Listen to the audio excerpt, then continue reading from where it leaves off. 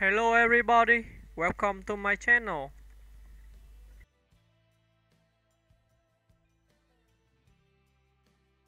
Kris Kristofferson is an American singer-songwriter, actor, and cultural icon whose rugged voice, poetic lyricism, and rebellious spirit helped redefine American country music in the late 20th century.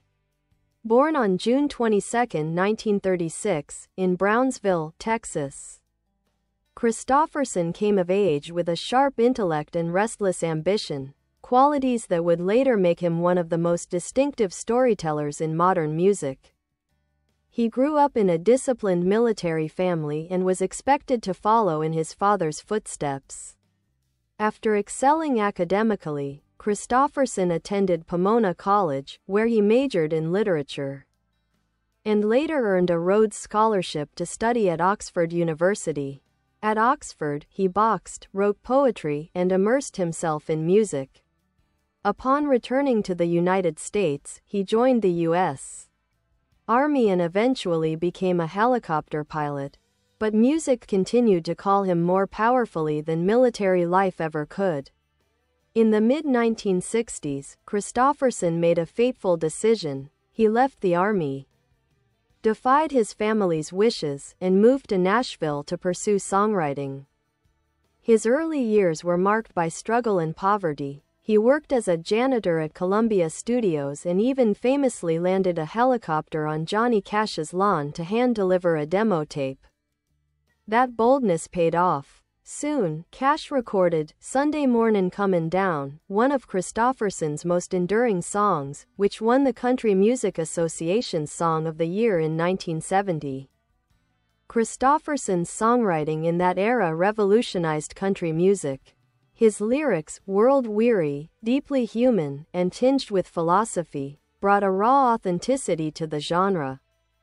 Songs like "Me and Bobby McGee," "Help Me Make It Through the Night," and "For the Good Times" became standards, recorded by legends such as Janis Joplin, Sammy Smith, and Ray Price.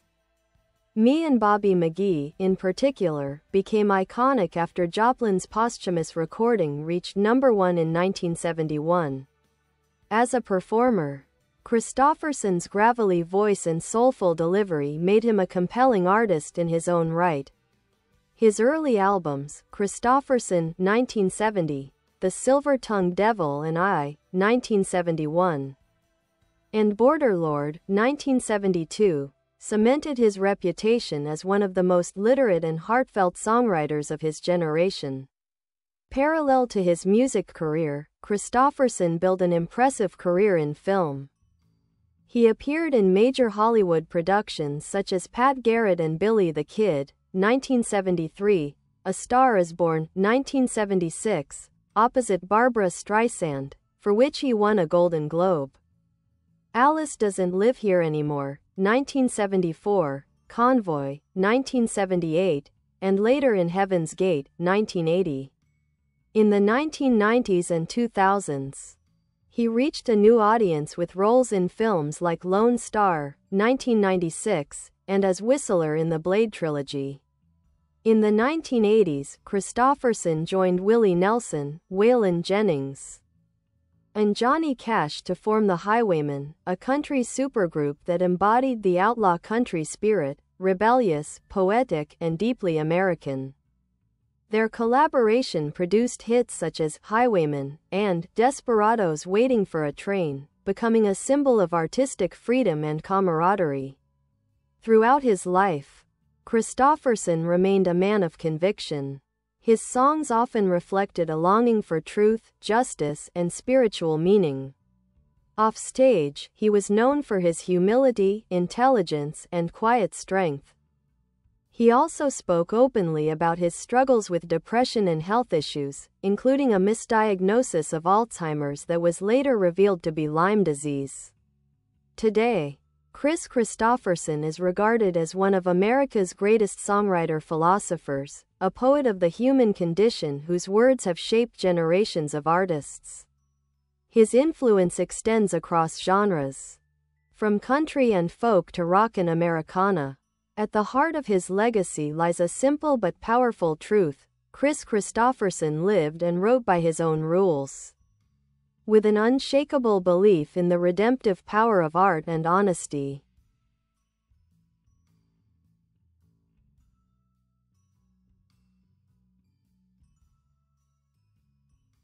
Kris Kristofferson's personal journey is as compelling as his art, a story of intellect, rebellion, compassion, and spiritual searching.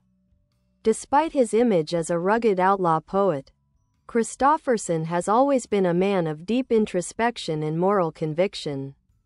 After his early success in the 1970s, Kristofferson's life took on a rhythm that reflected both his artistic restlessness and his idealism.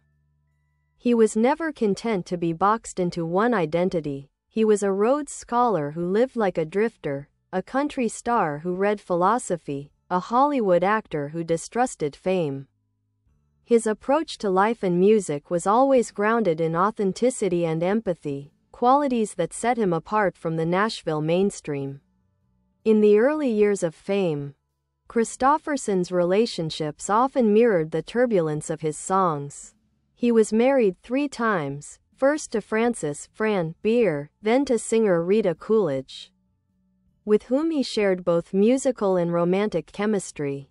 Their duets, such as "Lover Please" and "A Song I'd Like to Sing," captured a tender, aching intimacy. The marriage eventually ended, but both continued to speak respectfully of one another.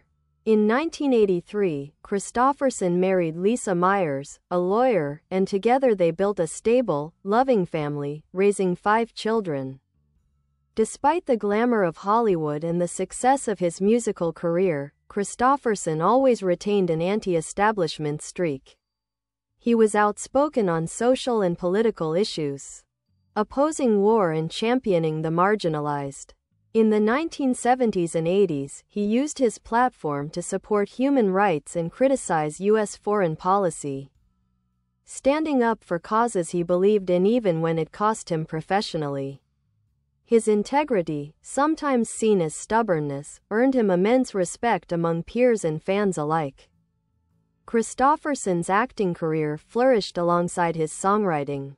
His performance in A Star is Born, 1976, with Barbra Streisand became legendary, blending his natural charisma with a soulful vulnerability.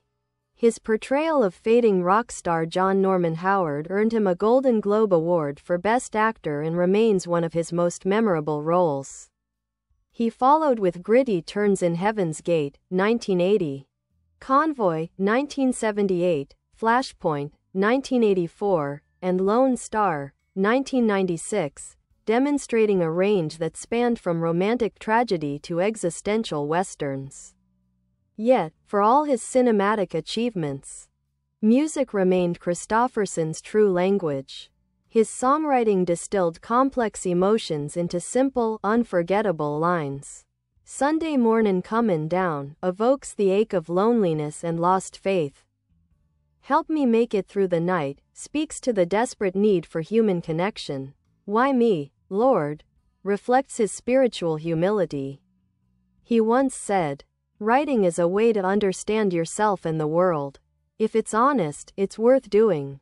By the 1990s, his collaboration with Willie Nelson, Johnny Cash, and Waylon Jennings as the Highwaymen rekindled his connection to his outlaw roots. Their music was a celebration of brotherhood, rebellion, and the rugged beauty of life on the road. They toured internationally and left behind a legacy that still resonates with fans of genuine, heartfelt country music.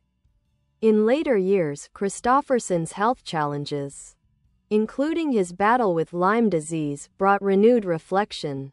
Though he gradually retired from touring, he continued to record and perform on occasion, often alongside his children. His later albums, This Old Road, 2006, and Closer to the Bone, 2009, offered stripped-down, deeply personal meditations on mortality, forgiveness, and the passage of time. Kris Kristofferson's legacy extends far beyond his hits. He helped shift country music from its honky-tonk roots toward a more literary, emotionally complex form. paving the way for singer-songwriters like John Prine, Steve Earle, and Jason Isbell. His songs have been recorded by hundreds of artists, transcending generations and genres. Today, Kristofferson stands as one of the few artists who bridged the worlds of intellect and grit, poetry and pain. His life's work embodies the restless American spirit, driven by freedom, haunted by conscience, and redeemed by art.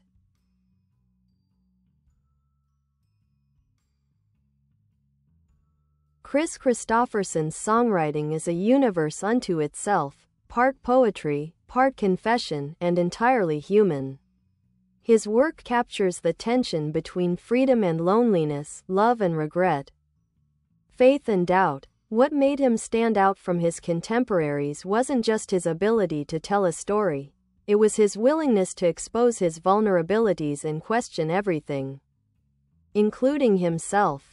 In the late 1960s and early 1970s, Nashville was dominated by polished, formulaic country music. Kristofferson changed that. He brought the perspective of a literary wanderer and a philosopher to country songwriting. Songs like To Beat the Devil, The Pilgrim, Chapter 33, and The Silver-Tongued Devil and I were philosophical sketches of flawed, searching men, often reflections of Kristofferson himself. His protagonists were drifters, dreamers, and sinners, all seeking redemption in a world that seldom offered it.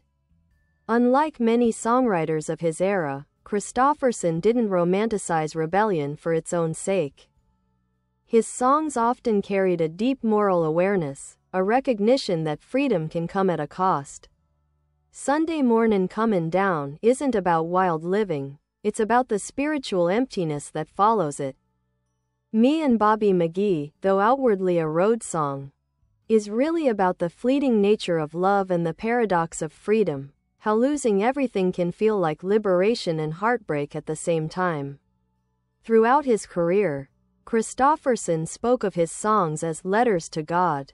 He wasn't conventionally religious, but his work was infused with a spiritual yearning. Why Me, Lord, written after a moment of personal revelation, became one of his most covered songs, recorded by artists from Elvis Presley to Johnny Cash. In it, Kristofferson wrestled with grace and gratitude, themes that would echo throughout his later work. As the years passed, Kristofferson's art became more introspective. His later albums, such as This Old Road, 2006, Closer to the Bone, 2009, and Feeling Mortal, 2013, are stripped-down acoustic reflections on aging, forgiveness, and legacy.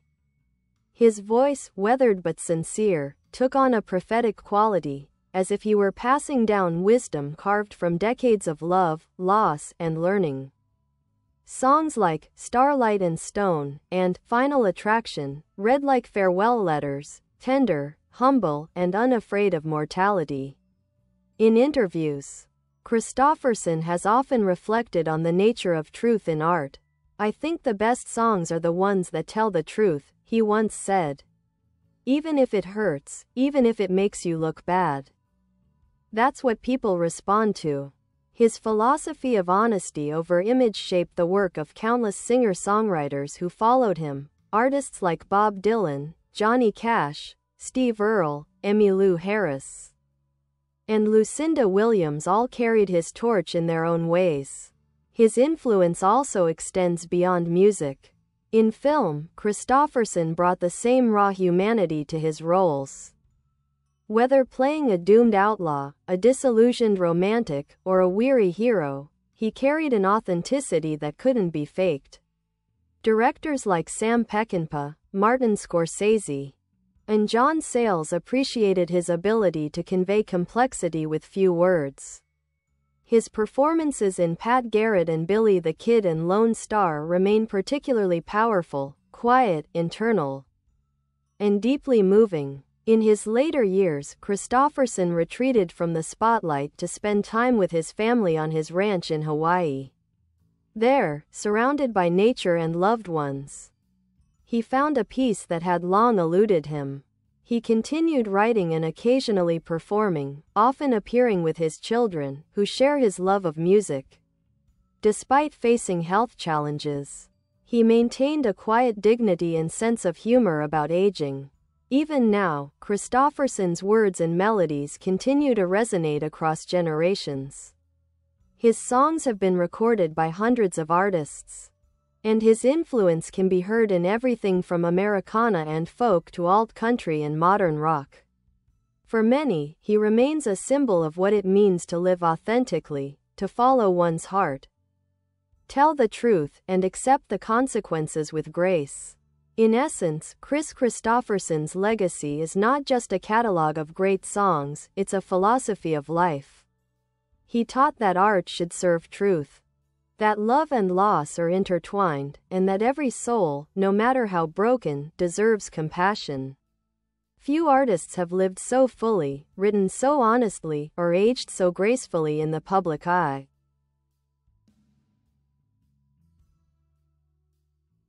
Kris Kristofferson's philosophy of life, woven through his songs, interviews, and choices, reflects a rare balance of humility, rebellion, and spiritual wisdom. Beneath his rough-edged persona lies a man who has spent his entire life wrestling with the great questions: what does it mean to be free? What is the price of love? How do you live honestly in a world built on illusion? From the beginning, Kristofferson rejected the shallow trappings of fame. Though he achieved global recognition as both a musician and actor, he never saw celebrity as a measure of worth. In fact, he often spoke of fame as a distraction, a force that distances artists from their true selves. "The best thing you can do," he once said, "is stay in touch with where you came from, and keep your soul clean." That attitude set him apart in Hollywood and Nashville, two worlds obsessed with image. He was not interested in perfection. He was interested in truth. At the core of Kristofferson's philosophy is empathy. His songs don't judge, they understand. The drifter, the drunk, the heartbroken lover, the sinner begging forgiveness, each is treated with tenderness and dignity. This compassionate worldview likely stems from his own experiences with struggle and self-doubt. He lived through rejection, heartbreak, and the sting of losing friends to addiction and fame. Yet, he transformed those pains into art that gave comfort to millions. His spiritual journey, too, has always been deeply personal. Though raised in a Christian home, Kristofferson's relationship with faith evolved into something more philosophical than religious. He saw God not as a distant authority but as a presence found in honesty, humility, and human connection. "Why me, Lord?" was written not from a place of guilt but from gratitude, a man awed by grace he couldn't fully understand. In later years, he described his faith as the search for light in the darkness, an ongoing process rather than a destination. Kristofferson's view of mortality was equally grounded and poetic. He didn't fear death. He accepted it as the natural closing of life's circle. In his later albums, especially Feeling Mortal, he sings with a quiet acceptance of time's passage. The voice may have grown gravelly and thin, but his spirit remained luminous. Lines like "wide awake" and "feeling mortal," "at this moment in the dream," reveal a man who has found peace in impermanence. He often said that growing older was a privilege, not a curse, and that he felt grateful to have lived a life filled with love, music, and meaning. His humility was legendary. Despite being a Rhodes Scholar and one of the most gifted lyricists of his generation, he was always self-effacing. Friends and collaborators often described him as gentle, thoughtful, and deeply respectful. When he performed with Johnny Cash or Willie Nelson, he never sought the spotlight, he let the song speak for itself. Even at the height of his success, he carried himself like a man who still remembered what it felt like to sweep floors in Nashville studios, chasing a dream no one believed in but him. In conversation, Kristofferson often spoke of freedom not as escape, but as responsibility, the courage to live by one's convictions. He once reflected, "Freedom is just another word for not having to lie to yourself or to anyone else." That idea, taken from his own lyric in Me and Bobby McGee, became the essence of his worldview. Freedom wasn't about running from commitment or consequence. It was about the integrity to be who you truly are. Even in retirement, Kristofferson remained an artist of deep introspection. He valued time with his family above all else, often crediting his wife Lisa for saving his life and grounding him. His later years in Hawaii were filled with quiet joys, writing, playing music with his children, and walking along the ocean. He said that, more than any award or fame, the real reward was being surrounded by love. Kris Kristofferson's influence endures not only in the music world but in the broader culture of authenticity and conscience. He inspired countless artists to write fearlessly, to live truthfully, and to find beauty in imperfection. His songs continue to echo in every barroom, highway, and heart where people search for meaning in a restless world. In the end, Kristofferson's life reads like one of his own songs, gritty, tender, and timeless. He began as a scholar and soldier, became a poet and rebel, and grew into a sage of American music. Through it all, he remained what he always wanted to be, a truth teller.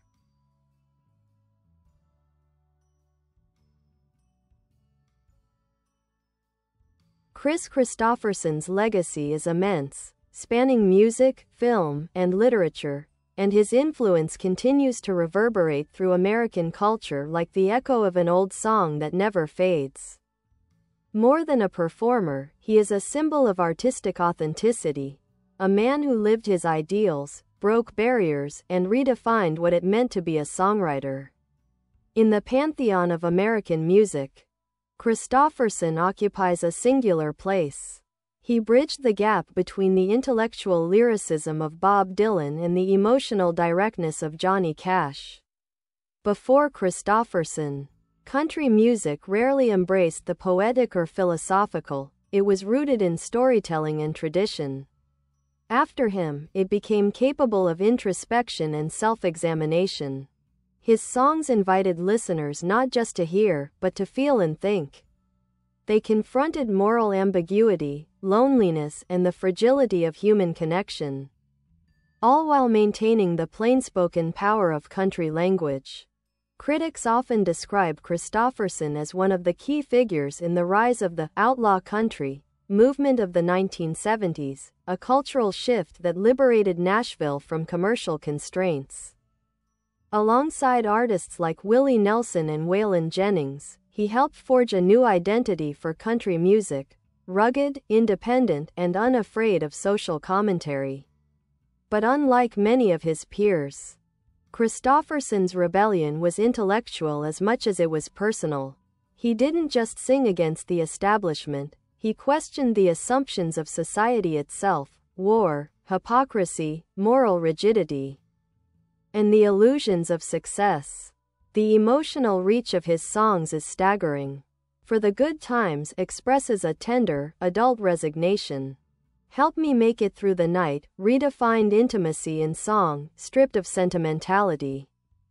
And Loving Her Was Easier Than Anything I'll Ever Do Again stands as one of the purest expressions of love and memory ever written. His words became the soundtrack of human vulnerability, sung in honky-tonks, coffeehouses, and living rooms around the world. Artists across genres, country, rock, folk, blues, have covered his songs. Janis Joplin's version of Me and Bobby McGee turned his words into an anthem of restless freedom, while Johnny Cash's Sunday Mornin' Comin' Down captured the quiet despair of modern loneliness. Elvis Presley, Ray Price, Willie Nelson, and even Joan Baez interpreted his work, proving its universal resonance. Beyond music, Kristofferson's impact as an actor expanded his legend. His rugged beauty and soulful demeanor made him a natural for the big screen, but what set him apart was his emotional intelligence. He never performed a role in the traditional sense. He inhabited it, Whether as the melancholy rock star in A Star Is Born, the weathered outlaw in Pat Garrett and Billy the Kid, or the wise mentor in Blade, Kristofferson brought a depth that reflected his own experiences. His characters often mirrored his songs, flawed, weary, but dignified. In the decades since his heyday, younger generations of artists have consistently cited Kristofferson as a guiding influence. His fingerprints can be found in the songwriting of Bruce Springsteen, Jason Isbell, Sturgill Simpson, Chris Stapleton, and Casey Musgraves, artists who value emotional honesty and lyrical intelligence. Even outside country music, musicians like Eddie Vedder, Bob Dylan, and U2's Bono have praised his artistry.